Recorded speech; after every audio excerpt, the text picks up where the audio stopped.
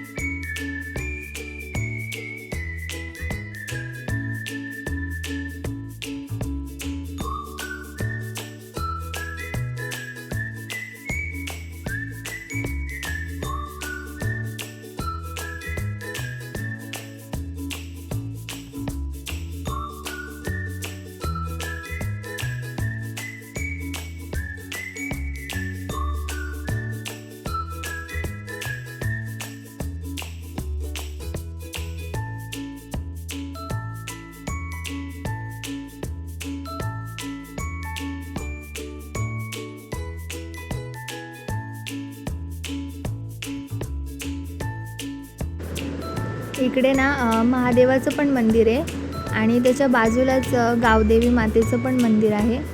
तर आम्ही दर्शन घेतल्यानंतर थोडा वेळ बाहेर बसलो. तर बघा, छान आमचं दर्शन झालं, एकदम छान वाटलं. मंदिरात गर्दी पण नव्हती आणि खूप मोठं मंदिर आहे, तर असं मस्त प्रसन्न असं वाटतं. आणि मंदिरात एकदम शांत असं वातावरण आहे ना, मन एकदम प्रसन्न होऊन गेलं आमचं. आणि आता दर्शन घेऊन आलो आहे आणि आता मी बाहेर बसलो, इथे बेंच आहे बसायला, बसलो, जरा थोडा वेळ बसतो आणि नंतर आम्ही मग चालत चालत जाऊ. तर तुम्ही पण एकदा नक्की भेट द्या या मंदिराला, खूप छान आहे. आणि नवीन झाले ना, त्यामुळे म्हणजे सगळ्यांना माहीत नाही, आम्हालाही माहीत नव्हतं, आम्हीही पहिल्यांदाच आलो आहे. तर तुम्ही एकदा येऊन बघा, छान वाटेल तुम्हाला. आणि कसं घरात असं आपलं जरा थोडंसं वातावरण चेंज होतं मंदिरात आल्यानंतर ना, तसं इकडं आल्यानंतर तर एकदमच छान वाटतं, प्रसन्न वाटतं. नक्की तुम्ही येऊन बघा. आम्हालाही माहीत नव्हतं, तर आम्ही पहिल्यांदा रिक्षाने आलो आहे आणि जाताना आम्ही चालत जाणार, कारण आता आम्हाला माहीत पडलं कुठे आहे ते, तर माहीत नव्हतं, तर आम्ही रिक्षाने आलेलो. तर एकदम जवळच आहे, एवढं काय पनवेल हायवेला आहे हे. इथे कोणार्क गार्डन आहे, गार्डनच्या बाजूलाच आहे हे मंदिर, तर तुम्ही नक्की या. तर ना आम्ही आता चालत चाललो आहे, पण इकडे ना पाऊस येतोय, असं बारीक बारीक थेंब पडतात. ते पावसाचे काय माहीत आम्ही घरी पोहोचतो की नाही तोपर्यंत. तर आता आम्ही चाललोय चालत. नाही येणार एवढं असं वाटतंय, पण एवढं नाही ना असं वाटतंय. बघू, छान जातोपर्यंत नाही आलं पाहिजे. छान वाटते, पण असं मस्त थंड हवा सुटलेली एकदम.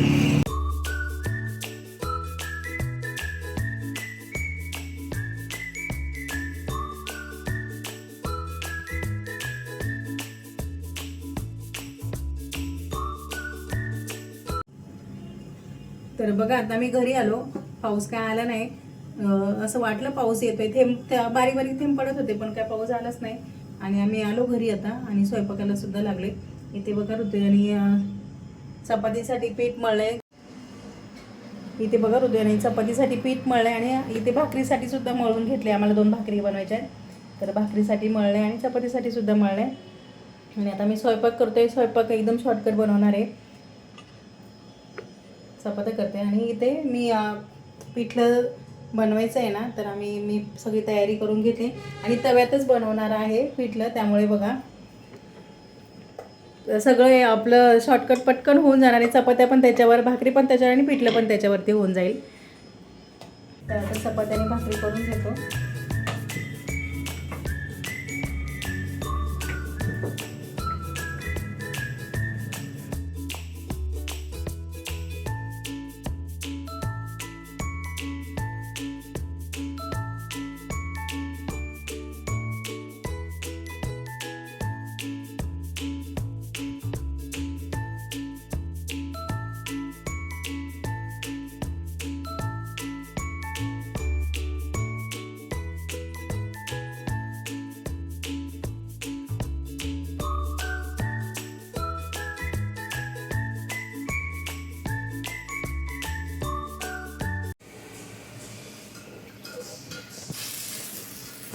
बघा चपात्या बनवून झाल्या, आता भाकरी बनवायला घेतली हृदयने. आता बघा इथे चपात्या पण बनवल्या आम्ही, भाकरी पण बनवल्या. बाजरीच्या भाकरी, कोणाकोणाला बाजरीच्या भाकरी आवडतात.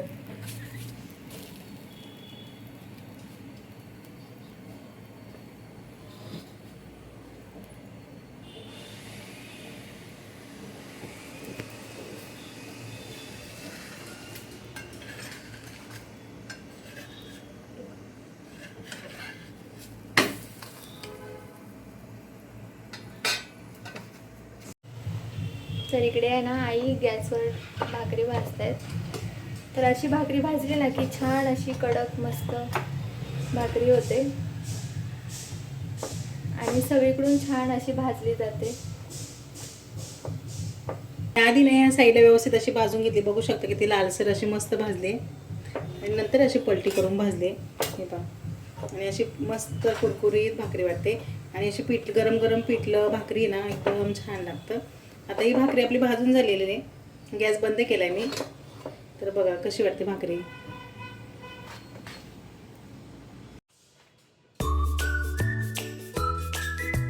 तव्यामध्ये चपात्या केल्या, भाकरी केल्या ना, आता आपण याच्यामध्ये पिठलं बनवूया.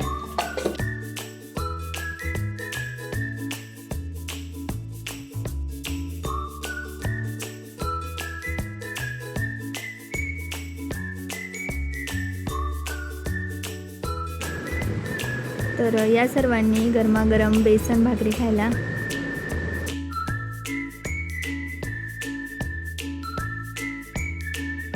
तर आजच्या ब्लॉगमध्ये एवढंच. भेटूया उद्या पुन्हा एका नवीन व्हिडिओसोबत.